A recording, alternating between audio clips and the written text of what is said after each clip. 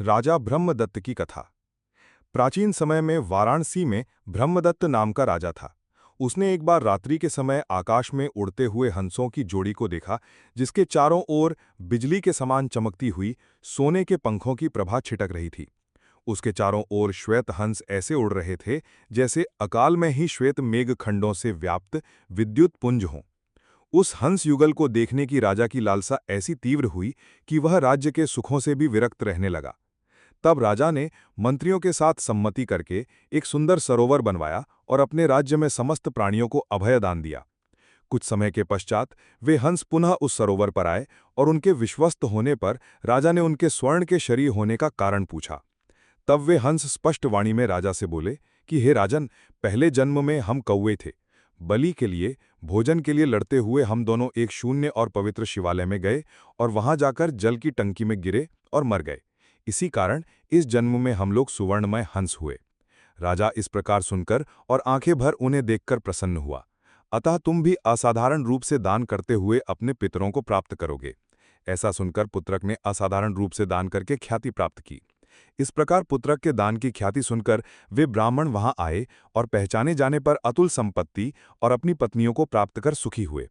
यह आश्चर्य है कि अविवेक से अंधबुद्धि वाले दुष्ट पापियों को आते और नष्ट होते देखकर भी अपने स्वभाव को नहीं छोड़ते।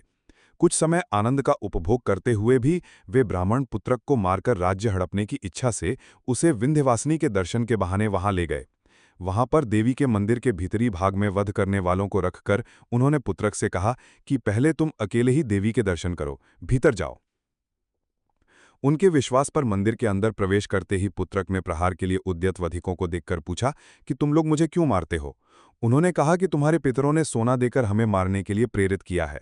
भगवती की कृपा से भ्रष्ट बुद्धि वाले उन वधिकों से पुत्रक ने कहा कि मैं तुम्हें अपने अमूल्य जवाहिरातों के आभूषण देता हूं, तुम लोग मुझे छोड़ दो, मैं ये बात किसी से ना कहूंगा और दूर चला जाता हूं। ऐसा कहने पर वधिक लोग उसे छोड़कर चले गए और उसके पितरों से जाकर झूठ कह दिया कि पुत्रक को मार दिया है। इस प्रकार पाप कर्म करके राज्य पाने की इच्छा वाले ब्राह्मण लौटकर घर गए तो उन्हें राजद्रोही समझकर पुत्रक के मंत्रियों ने मार डाला। भला कृतज्ञों का कल्याण किस प्रकार हो सकता है। इसी बीच राजा पुत्रक भी अपने संबंधियों से विरक्त होकर विंध्याचल के गहन वन में चला गया। वन में घूमते हुए उसने दो असुर युवकों को बाहु युद्ध के लिए तैयार खड़े देखा और उनसे पूछा कि तुम दोनों कौन हो। वे कहने लगे कि हम दोनों मयासुर के लड़के हैं, हमारे पास ये पैतृक धन है, एक पात्र, एक लाठी और दो खड़ाऊं। इस पैतृक धन के लिए हम लोगों का युद्ध हो रहा है कि जो बलवान हो वह इसे प्राप्त करे। उनकी इन बातों को सुनकर पुत्रक ने हंसकर कहा कि पुरुष के लिए ये कितना धन है जिसके लिए तुम लोग युद्ध कर रहे हो। तब वे दोनों बोले कि इस खड़ाओं को पहनने से मनुष्य आकाशचारी हो जाता है। छड़ी से जो कुछ भी लिखा जाता है वह सत्य होता है और इस पात्र में जिस भोजन का ध्यान करें वही भोजन रखा हुआ मिलता है। यह सुनकर पुत्रक ने कहा कि इन वस्तुओं के लिए युद्ध की शर्त उचित नहीं है, दौड़ने में जो अधिक बलवान हो वही इन्हें ले ले। यही ठीक है। ऐसा कहकर वे दोनों मूर्ख असुर पुत्र दौड़ पड़े और पुत्रक उस छड़ी एवं पात्र को लेकर खड़ाओं पहनकर आकाश में उड़ गया और वे दोनों मूर्ख बन गए। खड़ाओं के प्रभाव से क्षण भर में ही लंबी यात्रा करके पुत्रक ने आकाशिका नाम की सुंदर नगरी देखी और आकाश से उतर गया। उतरकर उसने सोचा कि वेश्याएं ठगने में लगी रहती हैं, ब्राह्मण मेरे पितरों के समान विश्वासघाती और लोभी हैं, बनिए धन के लोभी होते ही हैं, अतः मैं किसके घर पर निवास करूं। ऐसा सोचते सोचते राजा ने एक एकांत पुराने और टूटे फूटे मकान और उसके भीतर जाकर एक वृद्धा स्त्री को देखा। उसने उस वृद्धा स्त्री को कुछ धन देकर संतुष्ट किया और उस वृद्धा के आदर सत्कार करने पर वह उसी मकान में छिपकर रहने लगा।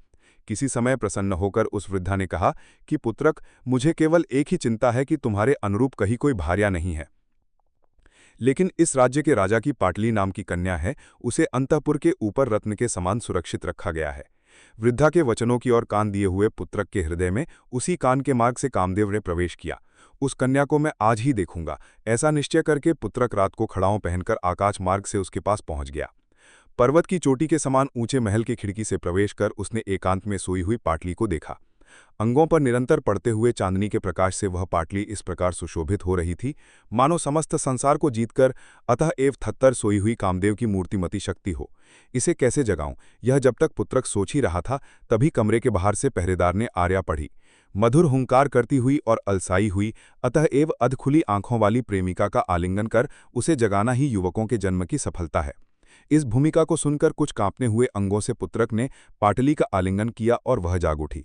उस राजा पुत्र को देखकर पाटली की आंखों में लज्जा और आश्चर्य का समर्द होने लगा।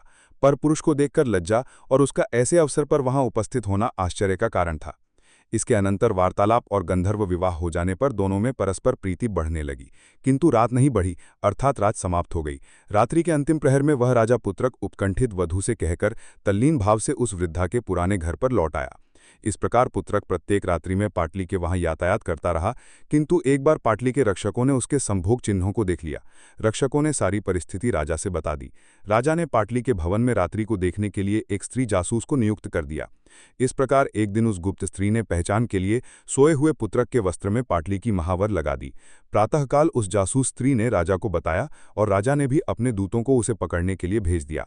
दूतों ने पुत्रक को पकड़कर उसे राजा के पास ले आए, लेकिन पुत्रक ने जब राजा को क्रुद्ध होते हुए देखा तब खड़ाओं के प्रभाव से वह आकाश मार्ग से पाटली के घर में पहुंच गया। उसने पाटली से कहा, हम लोग पकड़े गए, तुम उठो, खड़ाओं के प्रभाव से निकल भागते हैं। ऐसा कहकर और पाटली को गोद में उठाकर पुत्रक आकाश मार्ग से निकल गया। तदनंतर गंगा तट के समीप आकाश मार्ग से उतरकर पुत्रक ने थकी हुई पाटली को उस पात्र के प्रभाव से मिलने वाले विविध भोजन से प्रसन्न किया। पाटली ने पुत्रक के प्रभाव को देखकर प्रार्थना की और उसके प्रार्थना अनुसार पुत्रक ने उस छड़ी से चतुरंगिणी सेना सहित जमीन पर एक नगर का नक्शा बनाया। छड़ी के लिखे गए और सचमुच बने हुए उस प्रभावी नगर में वह पुत्रक राजा बनकर बैठा और अपने प्रभाव से श्वशुर पाटली के पिता को वश में करके समुद्र पर्यंत पृथ्वी का शासक बन गया। इस प्रकार यह दिव्य नगर पूर्ववासियों सहित माया से रचा गया, जो पाटलिपुत्र नाम से लक्ष्मी और सरस्वती का क्षेत्र हुआ। वररुचि ने कहा कि हे काणभूते, इस प्रकार उपाध्याय वर्ष के मुख से यह अपूर्व और विचित्र कथा सुनकर हम सब आश्चर्य से आनंदित हुए। महाकवि श्री सोमदेव भट्ट विरचित कथा सरिस सागर के प्रथम लंबक का तृतीय तरंग समाप्त।